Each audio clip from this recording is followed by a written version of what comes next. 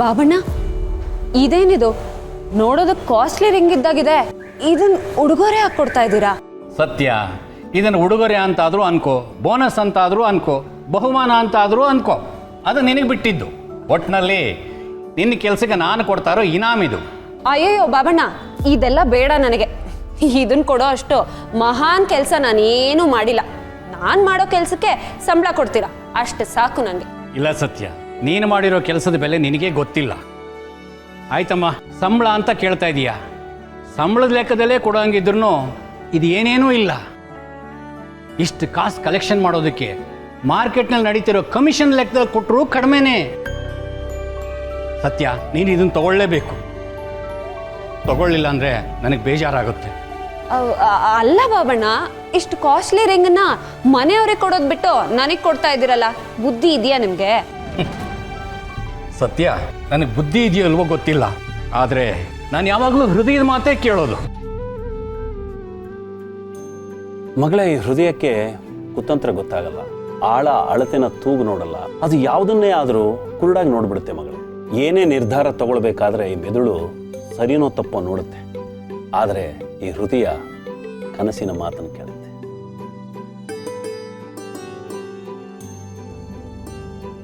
ನನ್ನೊಬ್ಬನ್ನೇ ಇಲ್ಲಿ ಬಿಟ್ಟು ಫಾರಿನ್ ಸೇರ್ಕೊಂಡಿರೋ ನನ್ನ ಮಕ್ಕಳು ಕೂಡ ನನ್ನ ಹೃದಯಕ್ಕೆ ಹತ್ರ ಆಗಲಿಲ್ಲ. ಆದರೆ ನಾನು ಹುಷಾರಿಲ್ಲದೆ ಮಲಗಿದ್ದಾಗ ನನಗೆ ರಕ್ತ ಕೊಟ್ಟು ನೀನು ನನ್ನ ಮಗಳಾಗಿದ್ದೀಯ. ಆ ಋಣದ ಲೆಕ್ಕ ಎಲ್ಲ ನಾನು ಇಟ್ಕೊಂಡ್ರೆ ನಿನಗೇನು ಕೊಟ್ಟರು ಕಡಿಮೆನೇ. ಸತ್ಯ, ಸತ್ಯ, ನಿನ್ನ ಸಹಾಯದ ಮುಂದೆ ಇದೇನೂ ಇಲ್ಲ. ತಗೋ. ಅಲ್ಲ ಬಾಬಣ್ಣ. ಸತ್ಯ, ತಗೋ ಅಂದರೆ ತಗೋಬೇಕು, ಬೇರೆ ಏನು ಮಾತಾಡಬೇಡ. ತಗೋ ತಗೋ.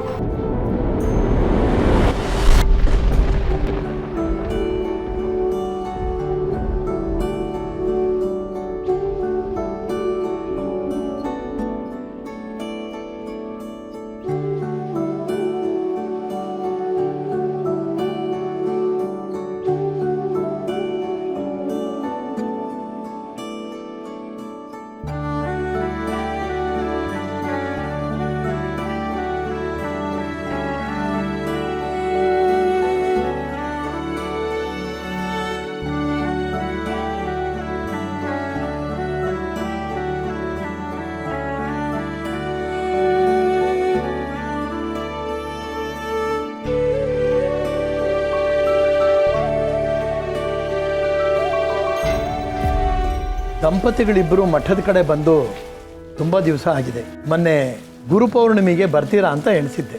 ಕ್ಷಮಿಸಿ ಗುರುಗಳೇ, ಕೆಲಸದ ಒತ್ತಡ ಜಾಸ್ತಿ ಇತ್ತು, ಅದಕ್ಕೆ ಬರೋದಕ್ಕಾಗಲಿಲ್ಲ.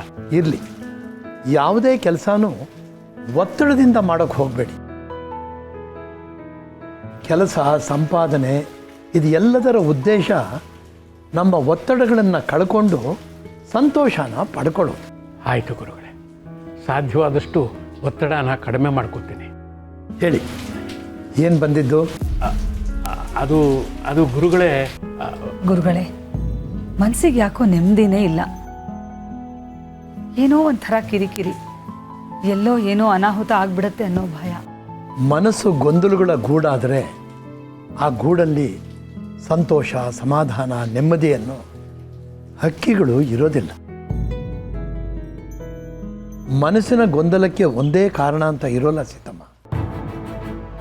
ಮನೆಯಲ್ಲಿ ನಡೆಯೋ ಪ್ರತಿಯೊಂದು ಘಟನೆಯೂ ಮನಸ್ಸಿನ ಮೇಲೆ ತಳಮಳ ಉಂಟು ಮಾಡೇ ಮಾಡುತ್ತೆ.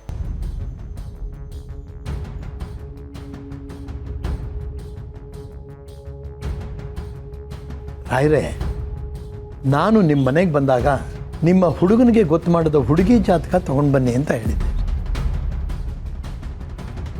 ನೀವು ನನಗೆ ತೋರಿಸಿದ ಜಾತಕದ ಹುಡುಗಿ ಜೊತೆ ತಾನೇ ಕಾರ್ತಿಕ್ ಮದುವೆ ಗೊತ್ತಾಗಿರೋದು? ಹೌದು ಸ್ವಾಮಿ. ಆ ಜಾತಕನ ಇನ್ನೊಂದು ಸಲ ನಾನು ನೋಡಬೇಕು. ಏನಾದರೂ ಸಮಸ್ಯೆನಾ? ಇನ್ನೊಂದು ಸಲ ಜಾತಕ ನೋಡಬೇಕು ಅಂತ ಪ್ರೇರಣೆ ಆಗಿದೆ. ನೀವು ಮರ್ತಿದ್ದೀರಾ ಅನ್ಸುತ್ತೆ. ಅದನ್ನು ಮತ್ತೊಂದು ಸತಿ ನೋಡಬೇಕು ಅಂತ ಪ್ರೇರಣೆ ಆಗಿದೆ. ತರಬಹುದಲ್ವಾ? ಖಂಡಿತ ಗುರುಗಳೇ. ಆದಷ್ಟು ಬೇಗ ತನ್ನಿ. ಭಗವಂತನ ಪ್ರೇರಣೆ ಇಲ್ದಿರ ಯಾವ ಘಟನೆಯೂ ನಡೆಯೋದೆಲ್ಲ ನಮಗೆ ಸರಿ ತಪ್ಪು ಅಂತ ಅನಿಸ್ಬೋದು. ಆದರೆ ಪ್ರತಿಯೊಂದು ಸರಿ ತಪ್ಪುಗಳಲ್ಲೂ ಆ ಭಗವಂತ ಒಂದು ಸಂದೇಶ ಇಟ್ಟೇ ಇರ್ತಾನೆ. ಪ್ರತಿಯೊಂದು ಒಂದಕ್ಕೊಂದು ಬೆಸೆದುಕೊಂಡೇ ಇರುತ್ತೆ. ಒಂದು ಸಣ್ಣ ಘಟನೆ ಕೂಡ ಒಂದು ದೊಡ್ಡ ವ್ಯವಸ್ಥೆಯನ್ನು ಬದಲಾಯಿಸೋದಕ್ಕೆ ಕಾರಣವಾಗ್ತದೆ.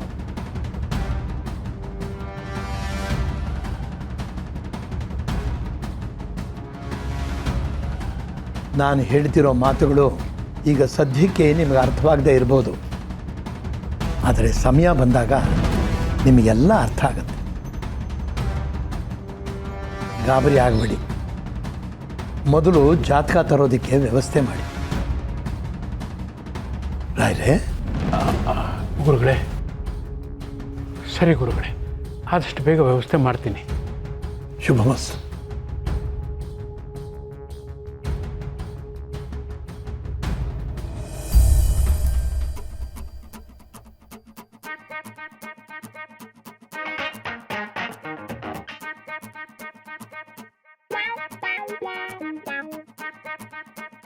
ಅದು ಸರಿ, ಸತ್ಯ ನಿಮ್ಗೆ ಏನಾಗಬೇಕು ಅಂತ ಗೊತ್ತಾಗಿಲ್ವಲ್ಲ? ಏನು ಸರ್, ಇದ್ದಕ್ಕಿದ್ದಾಗ ಎಂಕ್ವೈರಿ ಶುರು ಮಾಡ್ಕೊಂಡಿರಾಗಿದೆ. ಚೇಚೆ, ಮಾತಿಗೆ ಕೇಳಿದೆ. ಯಾಕೆಂದರೆ ನೀವು ಏರಿಯಾದಲ್ಲಿ ತುಂಬ ಸಲ ಓಡಾಡ್ತಿರ್ತೀರಲ್ವಾ, ಅದಕ್ಕೋಸ್ಕರ. ಓ, ಆಗ ಈ ಏರಿಯಾಗೂ ನನಗೂ ಒಂಥರ ಅಲ್ಲಲ್ಲ, ಐ ಮೀನ್ 2 ಥರ ಕನೆಕ್ಷನ್ ಇದೆ.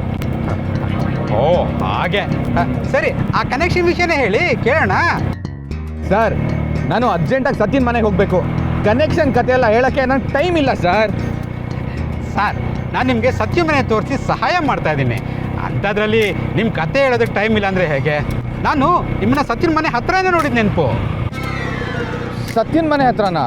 ಹೌದು, ಸತ್ಯನ ಮನೆ ಹತ್ರನೇ ನೋಡಿದ ನೆನಪು.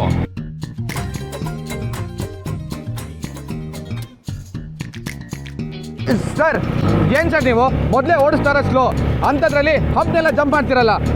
ಬನ್ನಿ, ನಾನೇ ಓಡಿಸ್ತೀನಿ. ಅದೇಗಾಗುತ್ತೆ, ನಿಧಾನವೇ ಪ್ರಧಾನ.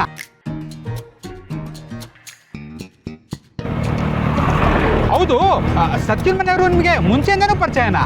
ಸರ್, ಸತ್ಯನ ಮನೆ ಆಗಲಿ ಸತ್ಯನ ಮನೆಯವ್ರನ್ನಾಗಲಿ ನಾನು ನೋಡೇ ಇಲ್ಲ. ಅದಕ್ಕೆ ತಾನೇ ನಾನು ನಿಮ್ಮ ಜೊತೆ ಬರ್ತಾ ಇರೋದು. ಹಾಗಾದ್ರೆ ಅವ್ರ ಮನೆಗೆ ಯಾಕೆ ಹೋಗ್ತಾ ಇದ್ದೀರಾ? ಮದುವೆ ವಯಸ್ಸಿಗೆ ಬಂದಿರೋ ಹುಡುಗ ಮದುವೆ ವಯಸ್ಸಿಗೆ ಬಂದಿರೋ ಹುಡುಗಿ ಮನೆಗೆ ಹೋಗ್ತಾ ಇದ್ದಾನೆ ಅಂದರೆ ಏನೋ ಅರ್ಥ ಇರಬೇಕಲ್ವಾ? ಪಿ ಪಿ ಪಿ ಡುಮ್ ಡುಮ್ ಡುಮ್. ಡುಮ್ಮು ಇಲ್ಲ, ಡಮ್ಮು ಇಲ್ಲ. ಸತ್ಯ ಬರೀ ನನ್ನ ಫ್ರೆಂಡ್ ಅಷ್ಟೇ. ಅವ್ರ ಮನೆಯವ್ರಿಗೂ ನನಗೂ ಯಾವುದೇ ಥರ ಲಿಂಕು ಇಲ್ಲ. ಸತ್ಯನ ಅವರಮ್ಮ ಮನೆಯಿಂದ ಹೊರಗಡೆ ಹಾಕಿದ್ದಾರೆ. ಆಂಟಿ ಜೊತೆ ಮಾತಾಡಿ ಸತ್ಯನ ಮನೆಗೆ ವಾಪಸ್ ಕರ್ಕೊಳ್ಳಿ ಅಂತ ಕೇಳಕ್ಕೆ ಹೋಗ್ತಾ ಇದ್ದೀನಿ ಅಷ್ಟೇ. ಇವಾಗ ಏನು ಕೇಳಿದೆ, ಸುಮ್ಮನೆ ಗಾಡಿ ಓಡಿಸಿ ಸರ್. ಆಗ ಸರಿ ಸರಿ, ಮಾತಾಡಿ, ಒಳ್ಳೆ ಕೆಲಸ.